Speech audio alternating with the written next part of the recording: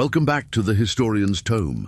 If you enjoy falling asleep to stories from the ancient past, make sure to subscribe so you never miss a journey through history's forgotten worlds. Tonight, we begin our exploration of the Druids, a mysterious order of priests, philosophers, and teachers who lived among the Celtic peoples of Europe. Their story is one wrapped in myth and legend, yet grounded in fragments of history that survive through the writings of others. The Druids are among the most enigmatic figures in the ancient world. We know of them not because they left behind their own words, but because outsiders observed them. Our main sources come from Greek and Roman writers, such as Julius Caesar, Strabo, and Pliny the Elder. Each of these men wrote about the Druids with a mixture of fascination and fear, describing them as wise men, keepers of sacred knowledge, and at times, leaders of dangerous rituals. Yet the challenge with these accounts is that they were written by outsiders, often during times of war, and they reflect as much propaganda as they do reality. Caesar, for instance, had a political motive when writing about the Druids during his conquest of Gaul. By portraying them as both noble and threatening, he could justify Roman domination while still capturing the intrigue of his readers back home. The greatest difficulty in studying the Druids is that they themselves never wrote their knowledge down. Their wisdom was preserved entirely through oral tradition. It is said that a Druid in training might spend 20 years memorizing poetry, law, rituals, and astronomy before being considered worthy of the title. This reliance on memory was not accidental. The Druids believed that sacred knowledge should not be fixed in writing, for writing could be corrupted, misinterpreted, or spread to those unworthy of it. Instead, knowledge lived in the minds of those who had devoted themselves to its preservation. This has left modern historians with only scattered hints, like shadows on the wall of a cave, glimpses of something vast that has otherwise been lost. Even the word Druid itself gives us clues about who they were. Scholars trace its roots to ancient Celtic languages, where it likely combined words meaning oak and knowledge or wisdom. To the Celts, oak trees were sacred. They grew tall and strong, living for centuries, and their branches often hosted the sacred mistletoe used in rituals. By linking themselves to the oak, the Druids connected their identity with endurance, wisdom, and the natural world. In many ways, they were seen as bridges between humanity and the divine forces of nature. To truly understand the Druids, we must also understand the world in which they lived. They belonged to the Celtic peoples, who once spread across much of Europe. From Ireland and Britain to Gaul, and even parts of Central Europe, the Celts lived in tribal societies bound together by kinship, warrior traditions, and a rich oral culture of myth and storytelling. Religion and daily life were deeply intertwined. Sacred groves and rivers were considered dwelling places of spirits. The cycle of the seasons guided agriculture, festivals, and rituals. In this setting, the Druids emerged as the intellectual and spiritual class, responsible for preserving traditions, interpreting the will of the gods, and guiding their communities. Unlike the kings and warriors, whose power came from swords and spears, the Druids held influence through wisdom and words. They were the ones consulted before battles, before treaties, and before judgments of law. Their presence gave authority to decisions, for they were seen as mediators between the human and the divine. To the ordinary Celt, the Druids were more than priests. They were philosophers, healers, and guardians of cosmic order. As we peer into the mist of time, the Druids stand at the crossroads of myth and history. We cannot know their voices, for they chose not to leave them written. What we can do is piece together the fragments left by those who encountered them. Through these echoes, we begin to glimpse who they might have been: wise men and women of the oak, guardians of sacred knowledge, and figures whose legacy still captures the imagination 2,000 years later. The Druids stood at the center of Celtic spirituality, shaping the way their people understood the world and their place within it. They were not simply priests who carried out rituals, but philosophers, healers, and guardians of sacred knowledge. Their authority reached into every aspect of life, from religion and medicine to law and politics, making them a class unlike any other in the ancient world. As priests, the Druids conducted ceremonies, sacrifices, and rites that connected their people to the divine. They served as mediators between humans and the gods, interpreting signs in the stars, the flight of birds, or the patterns of fire and water. As philosophers, they sought to understand the deeper truths of existence, asking questions about the soul, the afterlife, and the nature of the cosmos. As healers, they studied plants and herbs, drawing on generations of accumulated wisdom to treat illness and injury. And as teachers, they passed down knowledge through long years of oral training, ensuring that Celtic traditions were preserved. At the heart of their worldview was reverence for the natural world. To the Druids, the earth was alive with spirits, and the divine could be encountered in forests, rivers, and mountains. Sacred groves were their temples, shaded by the branches of ancient oaks, where they performed their most important rituals. Unlike the Romans or Greeks, the Celts did not rely on stone sanctuaries or marble altars. Their holy spaces were woven into the living landscape. An oak grove, a clear spring, or a quiet glade could serve as a doorway to the sacred. This connection to nature defined Celtic religion, with the Druids as its guardians. The cycle of the year was marked by great festivals that reflected the bond between humans, gods, and the land. Samhain, held as autumn ended, marked the beginning of winter. It was believed to be a time when the boundary between the living and the dead grew thin, and the spirits of ancestors could walk among the living. Beltane in early May celebrated fertility and the power of fire as summer took hold, with great bonfires lit to protect herds and ensure abundance. Imbolc in February signaled the first stirrings of spring, a time of purification and preparation for the agricultural year. Lugnasad in August marked the first harvest, honoring the bounty of the earth and the gods who granted it. These festivals tied communities to the rhythm of the seasons, each one celebrated with feasting, fire, and ritual.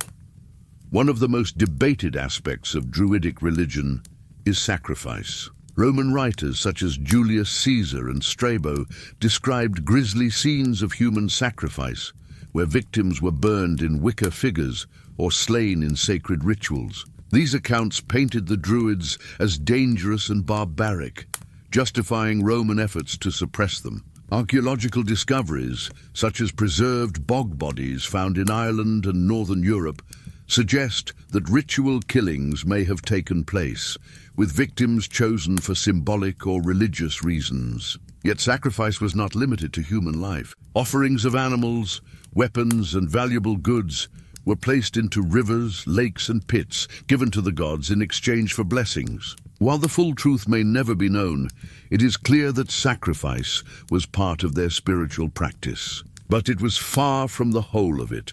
Their understanding of the cosmos was built upon a balance between three interconnected realms. The sky belonged to the gods and celestial forces, filled with signs and patterns that guided human life. The earth was the realm of humans, animals, and plants, a place of work, growth, and struggle.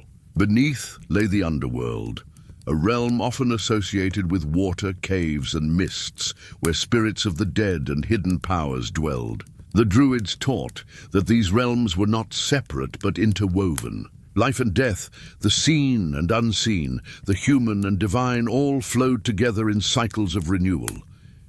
In this vision of the world, the Druids served as the keepers of balance. Through ritual, law, and teaching, they sought to align their people with the harmony of the universe. They ensured that the actions of leaders and communities reflected not only human needs, but also the will of the gods and the rhythms of nature.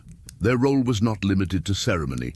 It was a daily responsibility to preserve the order of the world itself. The spiritual world of the Druids was one of depth and complexity, shaped by reverence for nature, the power of ritual, and a belief in the interconnectedness of all things. In the sacred groves, under the watch of the stars, and in the cycle of the seasons, they found the presence of the divine. Through their wisdom, they guided their people to live in balance with the forces that governed both life and death.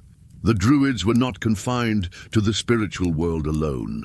They stood at the heart of Celtic politics and society, shaping the way communities were governed and how justice was maintained. Kings and tribal leaders ruled through strength of arms, but their decisions carried true authority only when sanctioned by the wisdom of the Druids. A ruler might command warriors into battle, yet without the approval of the Druids, his actions could be seen as reckless or illegitimate. Their guidance gave weight to leadership, ensuring that the will of the gods and the traditions of the people were respected. Justice was one of the central domains of Druidic authority. In societies without written legal codes, it was the Druids who preserved the laws in memory and passed them from generation to generation. When conflicts arose between clans or individuals, the Druids acted as judges and arbiters. They decided questions of inheritance, settled disputes over land, and pronounced punishment for those who broke the customs of the tribe. To ignore their ruling was unthinkable. Not only would it bring social disgrace, but it could also result in exile, the most feared punishment short of death. To be cast out from one's community was to lose protection, honor, and spiritual standing. Through their role in law, the Druids maintained harmony within a society that was often divided by rivalries and shifting alliances. The path to becoming a Druid was long and demanding.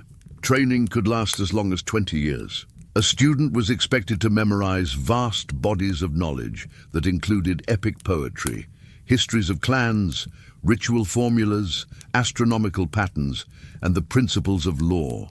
This learning was preserved through oral tradition, since the Druids refused to commit their most sacred knowledge to writing. They believed that once written, wisdom could be corrupted, spread to the unworthy, or misunderstood. Instead, they cultivated extraordinary memory, turning each Druid into a living library of culture and tradition.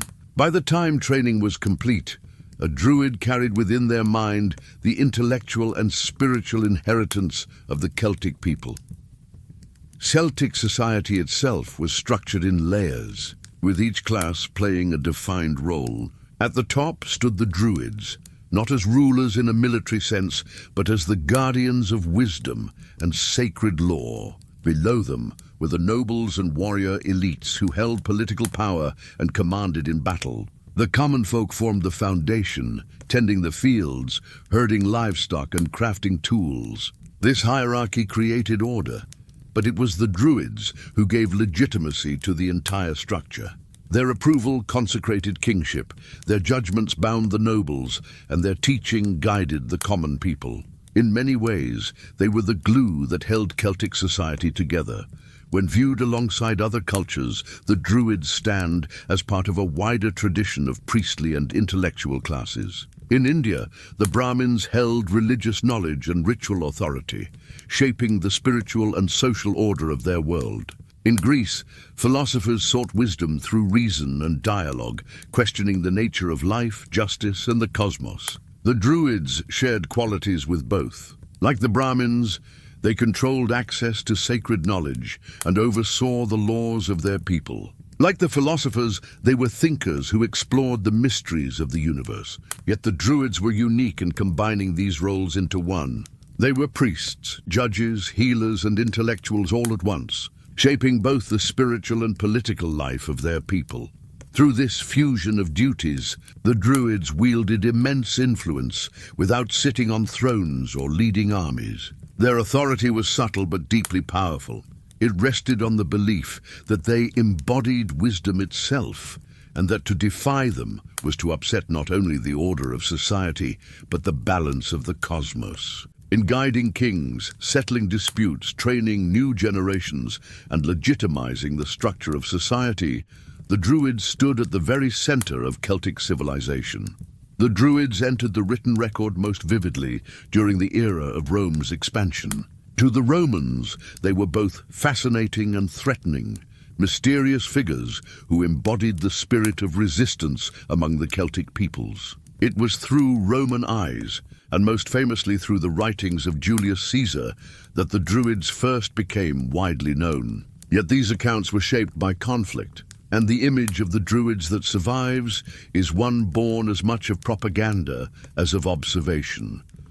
Julius Caesar's commentaries on the Gallic Wars remain one of the most influential sources on the Druids. Writing in the 1st century BCE, Caesar described them as a powerful priestly class, with authority that stretched across tribal boundaries in Gaul and Britain. According to him, the Druids oversaw all matters of religion, sacrifice, and law. They served as judges in disputes and could even banish individuals from society if they defied their rulings. He also wrote that young men flocked to them for training, learning traditions that could take 20 years to master.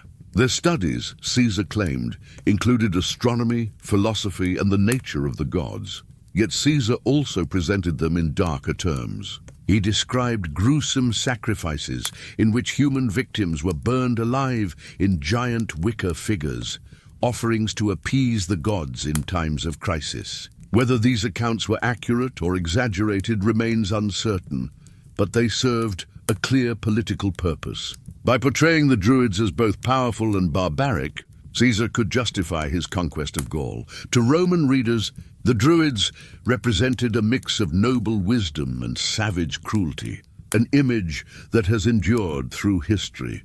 The Roman portrayal of the Druids was consistent in one respect: they were seen as dangerous. Roman writers such as Strabo, Tacitus, and Pliny repeated similar descriptions, emphasizing their mystical practices and their role in resisting Roman authority. To the empire, the Druids were not simply priests of a foreign religion. They were symbols of Celtic unity, inspiring resistance and defiance. Their ability to command loyalty made them enemies of Roman order. This perception shaped Roman policy.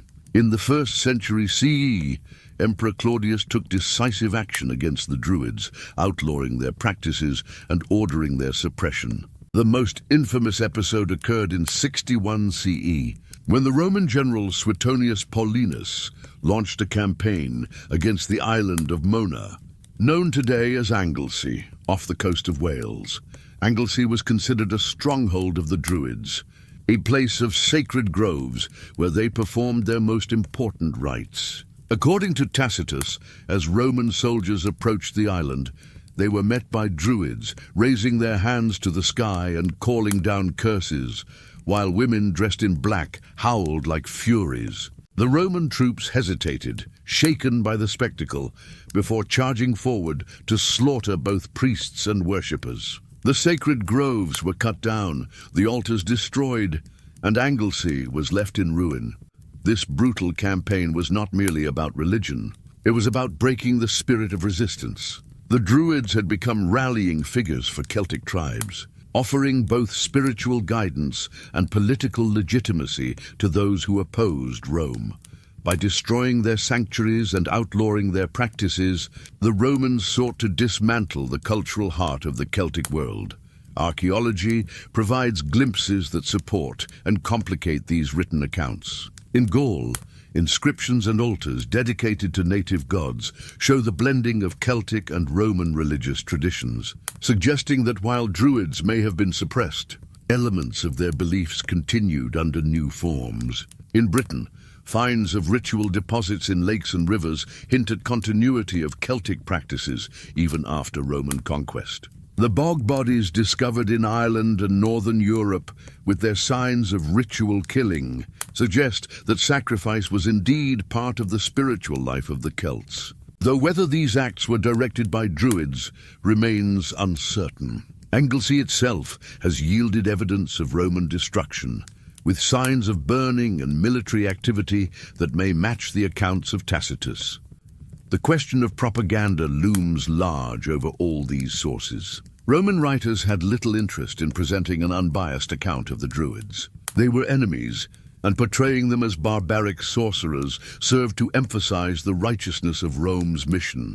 At the same time, the fascination with their wisdom shows through. Even while condemning their practices, authors like Pliny could not help but admire their knowledge of nature, medicine, and astronomy. The Druids became at once villains and sages, figures both feared and respected.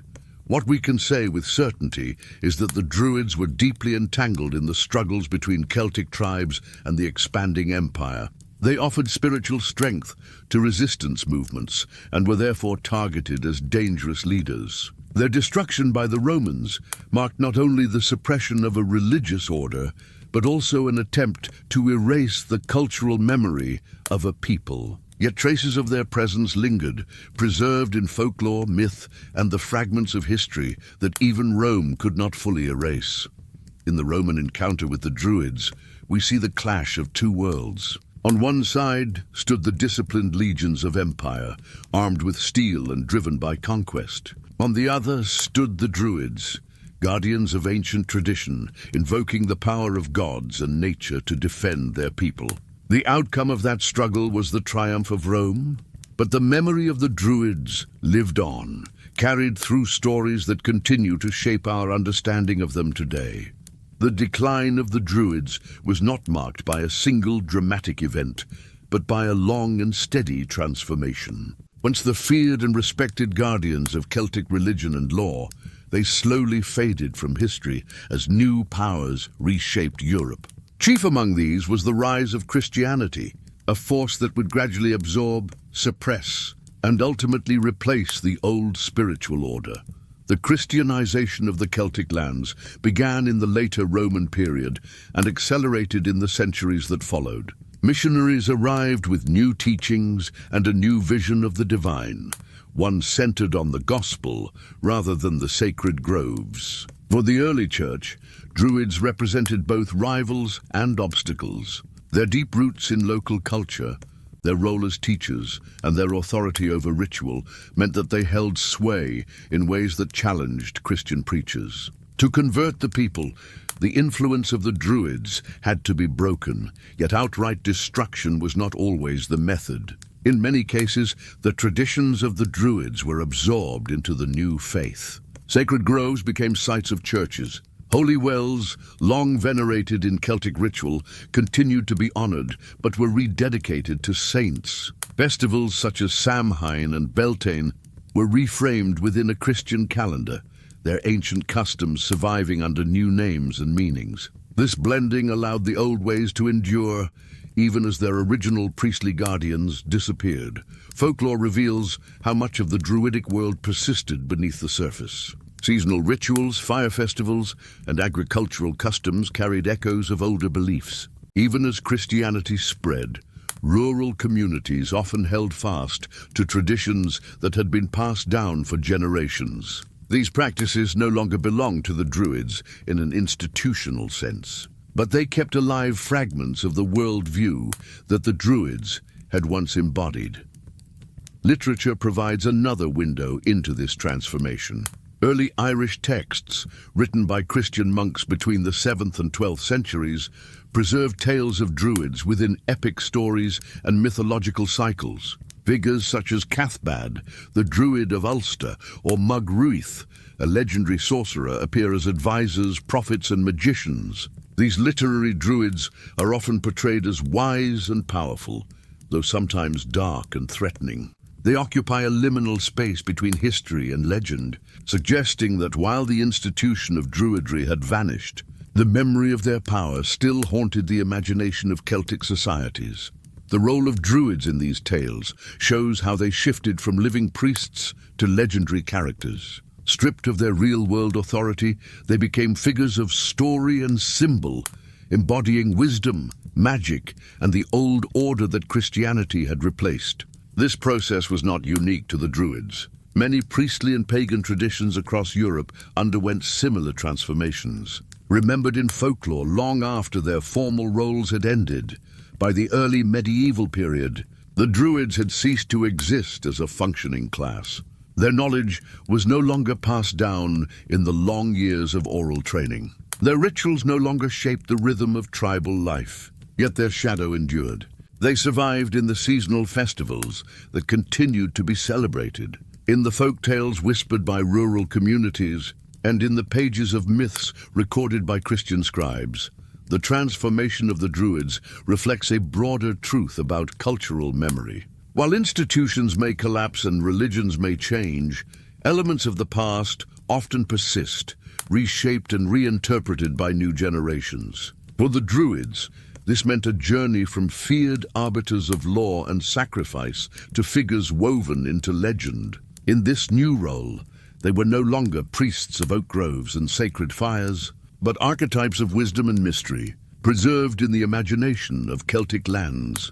The story of their decline is therefore not one of disappearance, but of metamorphosis. The Druids lost their place in society, but they gained a different kind of immortality. As Christianity established itself, the Druids became part of the mythic landscape, remembered as symbols of an ancient world that lingered just beyond the reach of history. Although the Druids, as a living class, vanished more than a millennium ago, their memory has never truly faded. In fact, in some ways, they became more powerful in death than in life. Over the centuries, they shifted from historical figures into icons of wisdom, resistance, and mystery. This transformation reached its height in the 18th and 19th centuries, when Europe and Britain experienced what is often called the Romantic Revival. During this period, poets, artists, and thinkers looked to the distant past for inspiration. They imagined the Druids not as stern judges or political advisors, but as guardians of ancient secrets, men and women of nature who possessed a kind of timeless wisdom. The Romantic movement, with its fascination for wild landscapes and lost traditions, found in the Druids the perfect symbol. Writers such as William Blake drew on Druidic imagery, blending it with visions of mystical spirituality and national pride. The Druids became linked with a sense of cultural identity, especially in Celtic lands, where memories of conquest and loss made the idea of an ancient priestly class particularly powerful. This new vision of the Druids gave birth to neo-Druid movements, groups of spiritual seekers who attempted to revive or reconstruct Druidic practices. These movements were not based on historical continuity, since the original Druids left no written teachings, but rather on imagination and interpretation. Rituals were created, often drawing from fragments of Celtic myth, medieval manuscripts, and Romantic poetry. To many of their followers, it did not matter that these practices were modern inventions. What mattered was the connection to the past, to nature, and to a sense of continuity with something ancient. Stonehenge played a central role in this revival. Although the monument predates the Druids by more than 1,000 years, it became closely associated with them in popular thought. Antiquarians in the 17th and 18th centuries promoted the idea that Stonehenge had been a great Druidic temple, and the image stuck. Even today, modern Druidic groups gather there to celebrate solstices and equinoxes, honoring a symbolic connection between the ancient stones and the Druidic tradition. Scholars may point out that the original Druids had no link to Stonehenge, but for many, the site serves as a powerful stage for imagining what the Druids might have been. In the modern world, Druids also live on through culture and imagination. They appear in fantasy novels, films, and games as wise elders, nature magicians, or guardians of secret knowledge. From the robed figures in Celtic-inspired epics to characters in modern fantasy role-playing, the Druid has become a symbol recognized far beyond academic history. This image is not always accurate, but it reflects the enduring fascination with a group that combines spirituality, knowledge, and mystery. In addition, modern paganism and contemporary spiritual movements continue to draw on Druidic themes, emphasizing harmony with nature, cycles of the seasons, and the search for wisdom in ancient traditions. The question remains, why do the Druids continue to capture the human imagination? Part of the answer lies in their mystery. Because they left no writings of their own, they exist only through the eyes of others. That absence creates space for imagination to flourish. Another part lies in what they represented to their own world. They were figures who sought balance between people, gods, and nature. They commanded respect but also inspired fear. They were guardians of identity in the face of foreign power, and thus symbols of resistance as well as wisdom. In closing, the Druids occupy two realms at once. Historically, they were priests, judges, and teachers of Celtic societies, a class that rose and fell with the tides of empire and faith. Mythically, they became timeless figures, reshaped by poets, seekers, and storytellers into symbols of mystery and power. Their groves may have been cut down, their laws forgotten, and their rituals transformed, but their memory endures. To this day, the Druids stand at the edge of history and legend, reminding us that some ideas never truly die. They live on in the imagination as guardians of wisdom, voices of nature, and echoes of a past that still whispers in the present.